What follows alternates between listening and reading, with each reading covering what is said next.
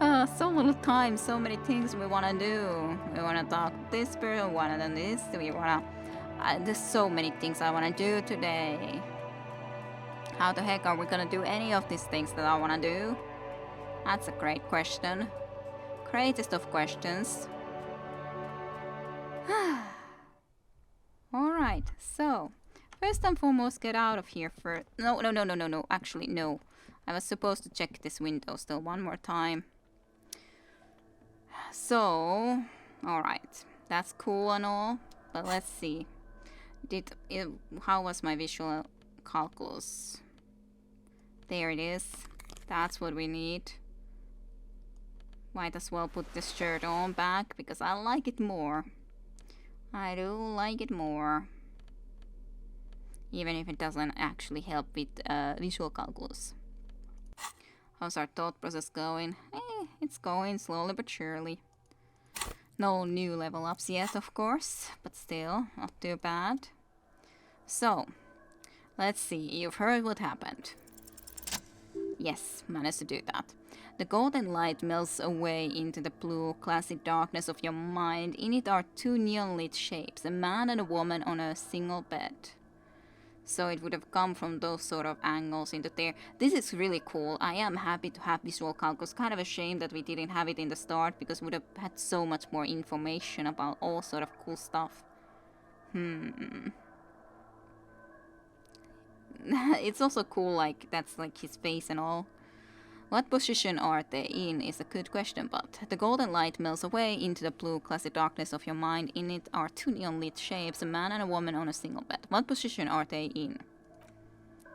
Like the witness said, the man is kneeling, the woman is on her back. It's the night of March 4th and shot was just being fired. The man looks directly at the woman. The shot's possible direction converges in his mouth. A ray cast from somewhere outside, entering his brain. Where does it come from? From the roof outside. Location, a prime. The glass fractures around the bullet hole. Sarge face inwards like a corona behind the woman's back. Inspect the ghostly figures. The man does not know the bullet has entered his brain. He never will. Death comes faster than the realization. Poor guy. Have a look at the point A, the roof. The ray cast from the man's mouth unravels into a fan of possible directions. All on the roof at first, the shot could have come from any of them. This is composite location A prima, most likely on the origin points. Should there be gun residue outside? There couldn't have been. Then the rain and slush and wind washed away. There could have been, but the rain and slushed away, yeah. This was more than a week ago, so I'm what, 80% sure the roof is where the shot was made from? 72%. With a weapon that's good for medium range, like a rifle or sports pistol. This is a good short distance, but not too short. The perpetrator aimed with their back against the railing or possibly kneeling for precision. This would explain why it only took them one shot. The lights were on in here. Outside it was dark. It was like shooting fish in an aquarium. A well-lit aquarium. The Rick then opened his mouth to let the bullet in. Neither of them would have seen anything outside in the darkness. Too busy with their own bodies. Could the shot have come from inside the room, a closer point? Point X would contradict the woman's testimony, rendering the entire proposition void. These figures would be wiped out, detective. Yep. Are there any arguments against A prima, the roof? None that you've found thus far, but that doesn't mean there aren't any. Could there have been another point of origin further away? Conclude. That's 28%, yes. In this model, the shot could have come from a greater distance. Nothing excludes the possibility. Should we extrapolate to include every possible point of origin in Martinez? Sure, extrapolate the radius to include all of Martinez. You would need a map for that, a map of Martinez. Aha, well, where would I buy that? There was a map on sale in the bookstore, wasn't there? A map of Martinez, we need one. The lieutenant leans closer. You're thinking, what if the shot didn't come from the roof? Yes. There was a map in the bookstore. We should come back with it. Compare the landscape to the radius of the shot. Blink, leave. Cool. That's the incorrect thing to do. But yes, exactly. There was a map. I'm gonna spend all my money for all sort of freaking stuff. We're never gonna leave this place.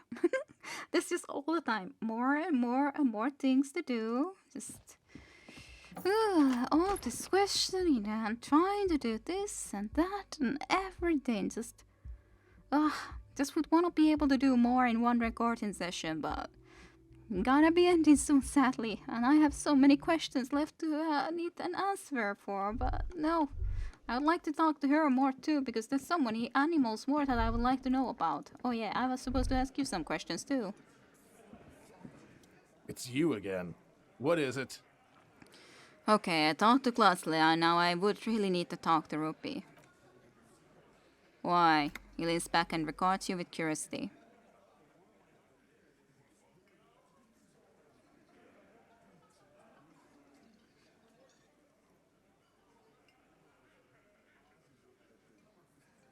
No. I don't... And besides, he wouldn't give it up like that.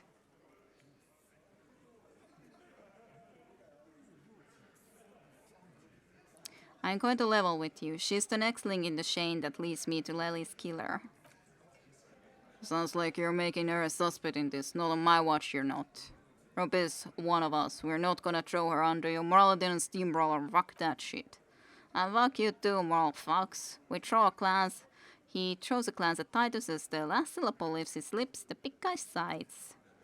Rupi is missing. If you hide from the police in a murder investigation, you become a suspect. You know how it works, guys. That's nothing, that's just legalist. You don't even have a sound theory. He crosses his arms. I don't want to be rude, but we're trying to get somewhere, and you're here. Think you could fuck off now? I think we'll keep sticking around, Titus. You'd be surprised at how quickly a theory presents itself if you keep looking. From the corner of your eyes, you see a little bird fly into the bush, right behind the window behind Titus's back. So the winch outside, reconstructed murder scene. Yeah, that's not good enough though. Eyes here. He understands what you were doing, taking inventory of them. I did go through this, so I don't really need to go through it again. I was just wondering if there would be something new. What can I use it for?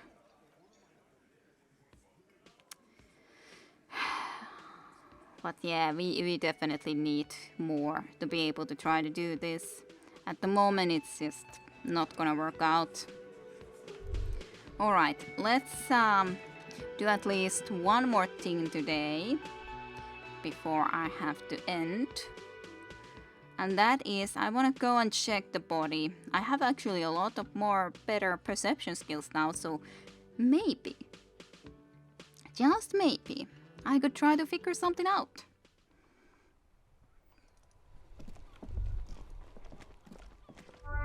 Also, I actually can do something now. I can check things. You see a set of tire tracks in the brown schloss that covers the plaza mosaic. Perception! I've been missing you! Why am I looking at this? Cop habit, you look at everything.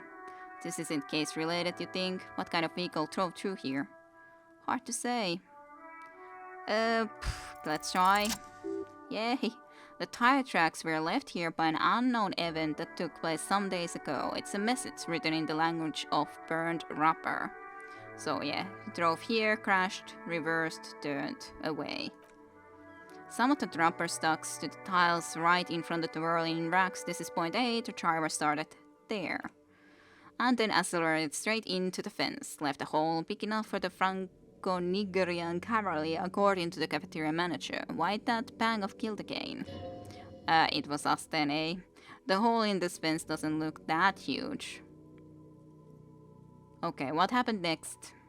The driver proceeded to back out of the yard, barely stopping before hitting the adjacent building. Before heading south, must have been in a hurry.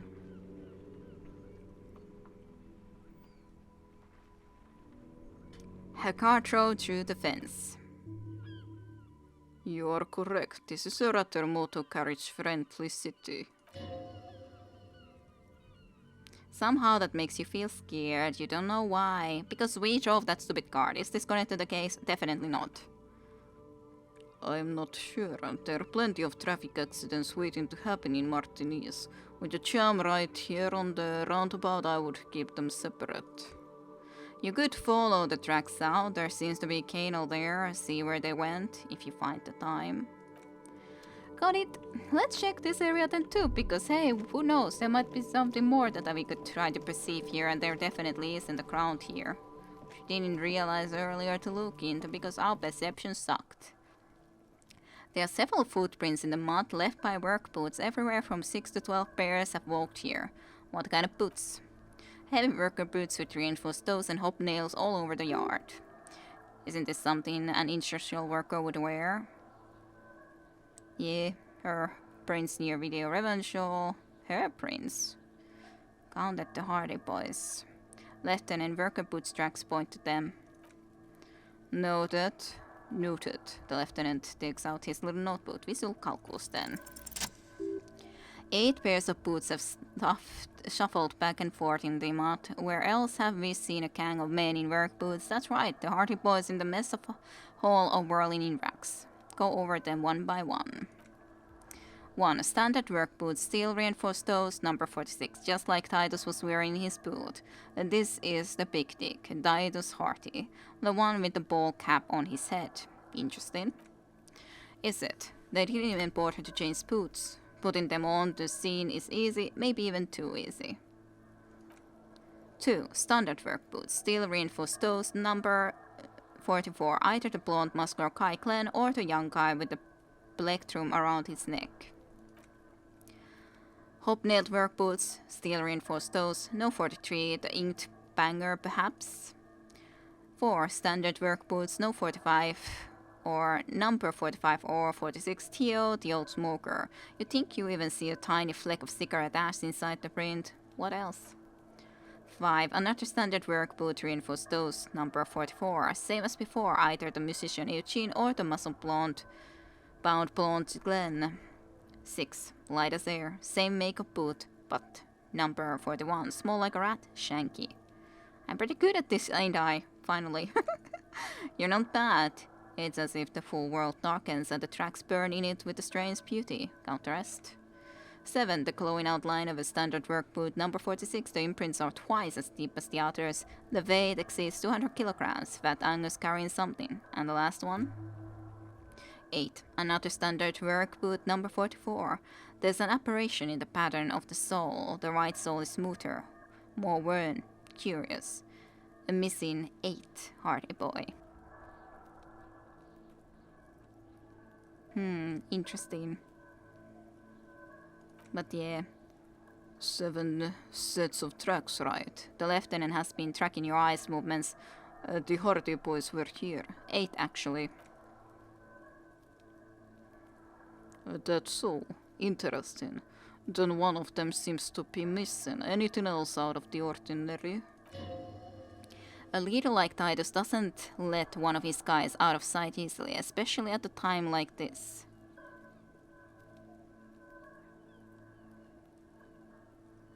An aberration. One soul is smoother than the other. Interesting. Let's name it the odd soul. I wouldn't be surprised if this was the missing Hardy boy. Wonder who is. Probably Ruby. Oh, this one's easy. Way too easy. It's a driver. Apparently, a driver would wear down their right shoe before the left. That actually makes perfect sense. Thanks, logic. I didn't even think about that.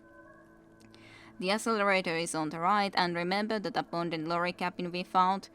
True, the lady killer, as in the lady driver, lorry driver. I did have a feeling that she could be connected too, because she is also missing. If we think about Ruby being missing, and also this lorry driver being missing, I did have an idea about that, but I didn't put it into words yet. But I did think that they could be connected because both of them are still women and they're missing. That's a big thing, missing. A driver would wear down their right shoe before the left. The accelerator is on the right. And remember that abandoned lorry cabin we found with a piece of sandpaper glued to the throttle. The lieutenant adjusts his glasses as his eyes light up with excitement. Which means that the missing lady driver was also present at the lynching. That is, she's the old soul.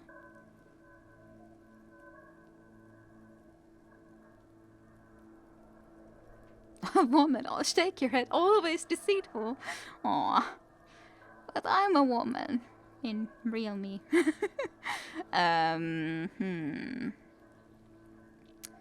First the truck smuggling, now this. How deep does this rabbit hole go? This one looks like proof. The missing 8th person at the lynching was Ruby. Do you think that Hardy and his boys could also be involved in the truck operation? No idea.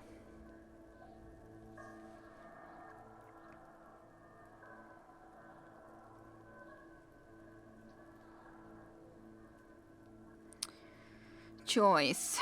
Like trying to think who was the Joyce, but I guess Joyce was the woman there. This would fit what Joyce told us, but I don't want to make any assumptions. Understood. We should still go and see what Titus Hardy has got to say on the matter. This might throw them off, work in our advantage. He writes something down into his little notebook. So what else? I guess I can point them all out. Light step, number 41 shoe. I'm guessing that's the skinny Hardy boy, the one with his full front teeth missing. Yes. I could still be wrong, but I'm probably not. A heavy one, 200 kilogram imprint. 200. He thinks for a moment. This could be the combined weight of 2 people, one carrying the other who's tied up. Let's say a heavily built worker carrying a similarly built armored man. Maybe it was the fat Hardy boy, the one sitting in the middle. Yeah, he might be right. 200 kilograms of living fade is unlikely.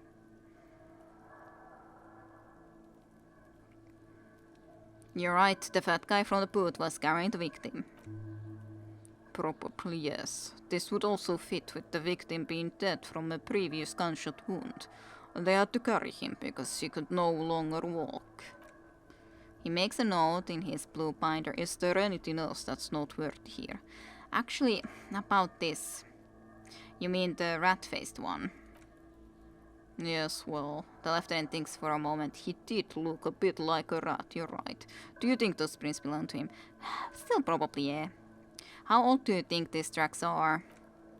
A week maybe. 7 days would fit the time frame provided to us by the caller who reported the hanging. It is not impossible. How do you know? I pulled last week's forecast for coastal Revanchol. 7 days below freezing. The day before the day of his hanging was the last warm day. Correct again. Sub-zero temperatures would preserve the tracks in a good state. The commotion here could have taken place a week ago. So what do you think happened here? Well, they hanged him. As a dead person. What do you think? A mob of people brought something heavy to the tree. One of them was carrying the victim. They shuffled around, especially under the tree. Then, after hoisting him up, they stood in a semicircle facing his direction. At first glance, this appears to be a lynching. Indeed, they all stood in a row here and looked at the tree. But we know the victim had a bullet in his head. A more precise way to put it is, it was made to look like a lynching. We've been purposely misled. By these tracks, yes. Alright, we've been through it all. Thank you, and leave. I guess now we could level up some more, but I don't know what to do. I could talk to Kuno some more. Can we find anything more from here, Perception? What do you think?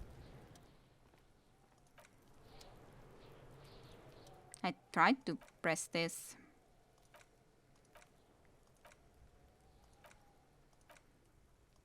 Alright, nothing there at least. I do want to talk to Kuno at some point too, but it's already after 12 o'clock. How are we ever gonna do all of the things that we need to do? Oh my goodness.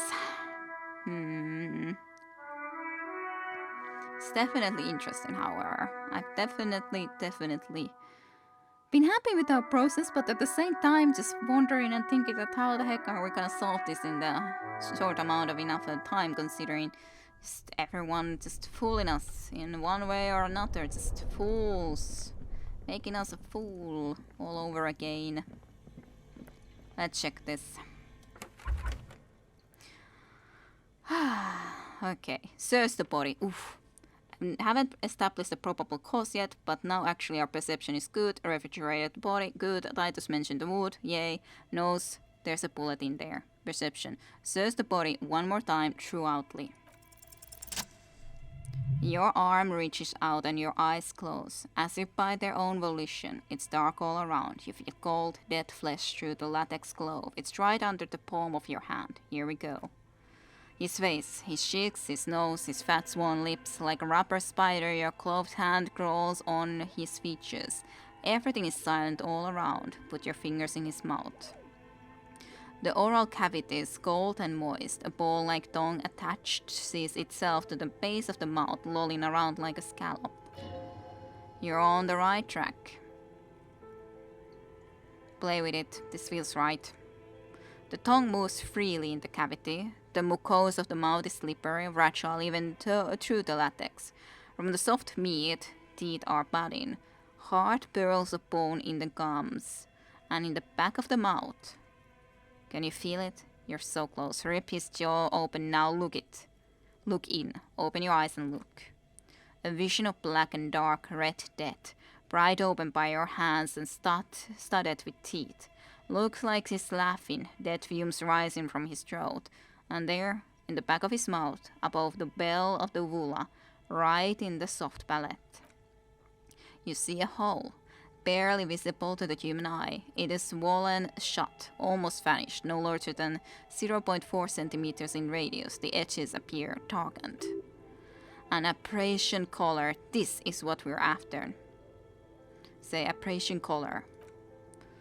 Abrasion color. The lieutenant looks in. There's a pen in his hand. His notebook is open and the copy paper. Touch it with your finger gently.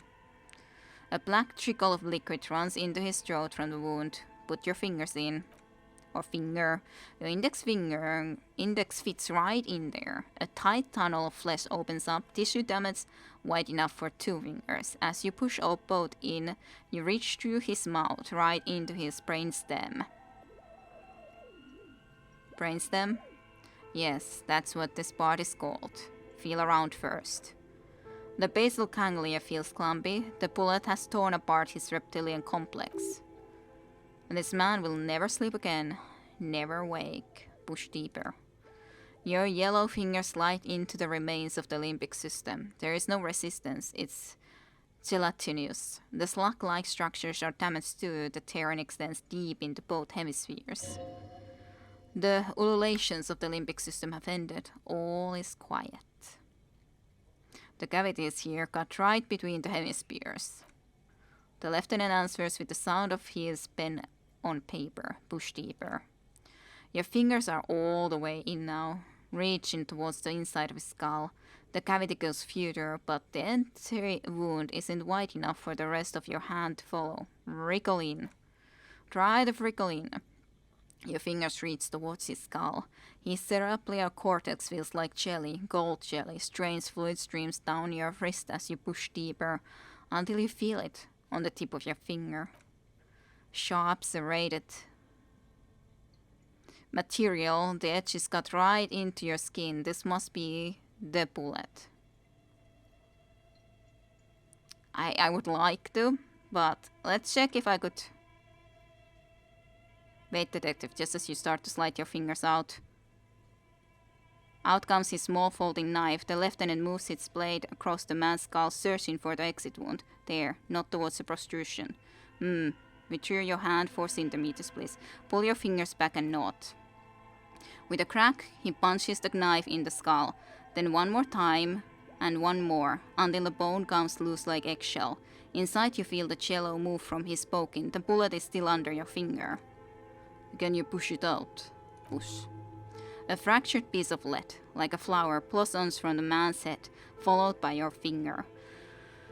Perfect, but yeah, I didn't trust that. I was thinking that maybe I can go back and check if we can do something, because I knew that if I try to do it and I fail, like it would have been a coin flip, fail or not. So, a bullet. The lieutenant picks it up between his fingers.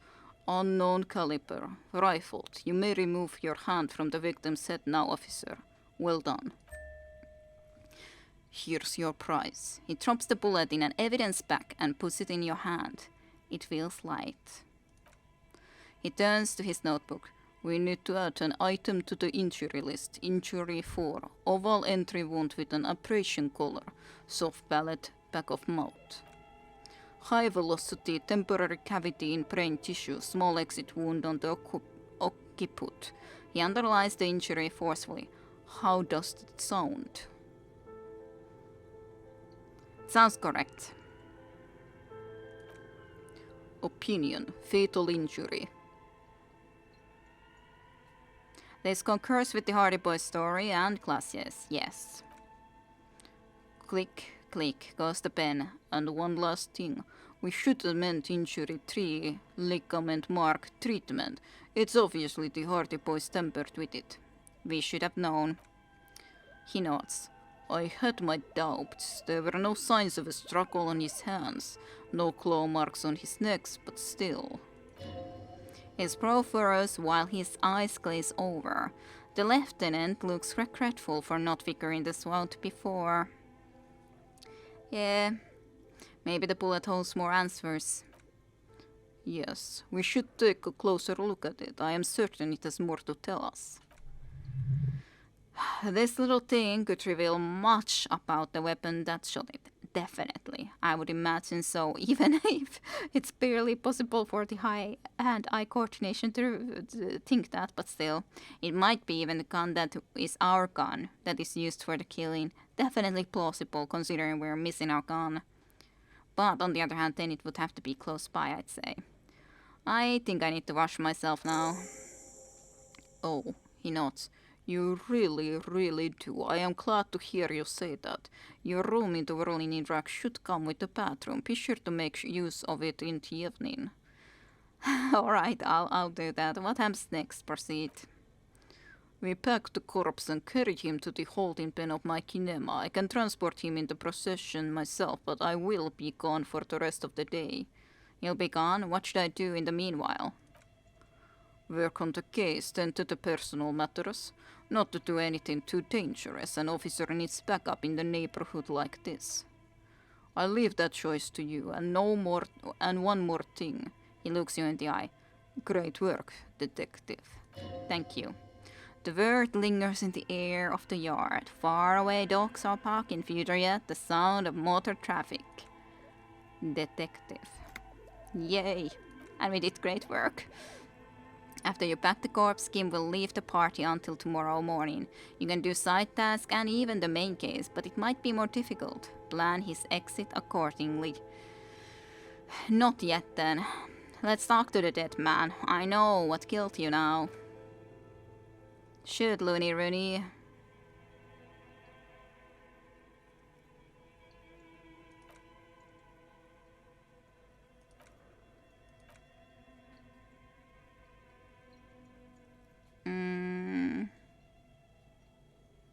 Why do I love questions so much? Because you're Copperoni. Give me questions. More questions. Why were you feeling indeed pleasure when you died? Maybe I was getting my rocks off? Well, you did tell me. First, do you have to speak like that? What dialect is that anyway? It's a mishmash, Copperball. You think I'm Messinian, don't you? For you, this is how people from Messina speak like. I'm not even sure what Messina is. I'm not from Messina, am I? My hair is too light and shade of brown. I'm just your inner racist. What, are you racist now too? You think I am? You think I was arrested because of a lamp looks like military and has tattoos? This is called profiling. Sexual arousal indeed. Nope. Drifting away. He didn't choke himself. You know it. I indeed do. Ba-ba-ba-bam.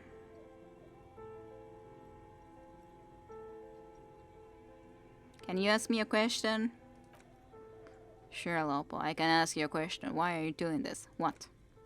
Looking at my face, motionless, looking into my eyes, standing here. Why are you investigating my murder? Yeah, lead to somewhere. Something's on its way, something hidden.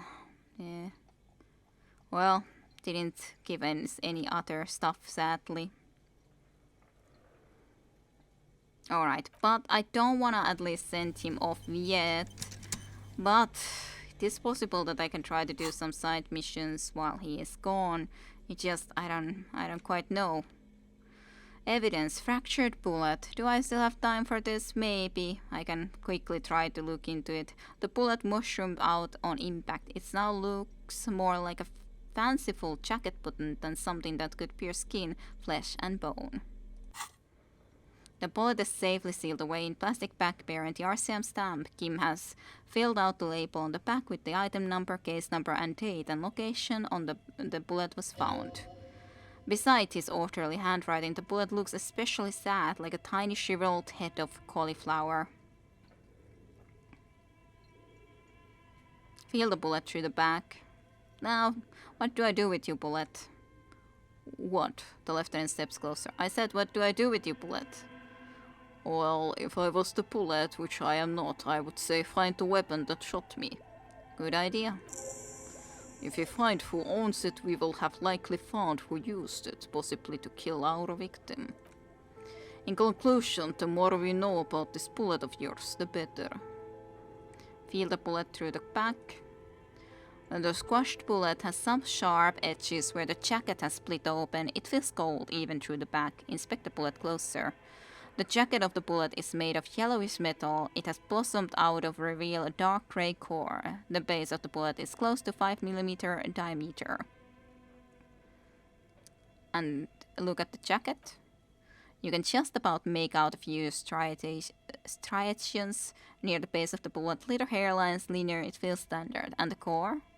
It's quite destroyed. Some of the fragments are still lodged in the wound. What can you say about the bullet so far? It's a jacketed bullet close to 5 mm in diameter.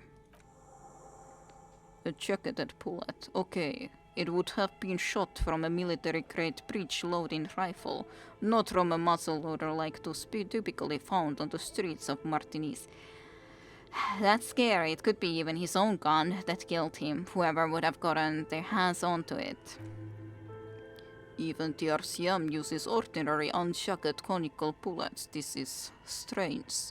Very strange. I like this, officer. Strange means unique. Unique means incriminating. We need to find the gun that shot it. Indeed. Something tells you that won't be anytime soon. This will have to be one of those epic tasks that opens for a while. That's open for a while. Yeah. Try to determine what type of weapon shot this. Not with my skills. Nope. Not gonna happen. 3% chance. Absolutely not gonna happen. For the moment and time being, it will not have anything more to say. I think next time we'll at least check this too. Just see what it might reveal. I think I wanna at least go and travel with him for a bit longer of today. And then, yeah, I think we can let him go. Whenever that will happen to be, I don't know yet. But alright, I hope you guys enjoyed some more of the Disco Elysium. And I'll see you for our next time. There's so much to solve. So, thank you for watching. I'll see you then. Bye bye. To be continued with Kira Rusha next time in Disco Elysium. See you all then.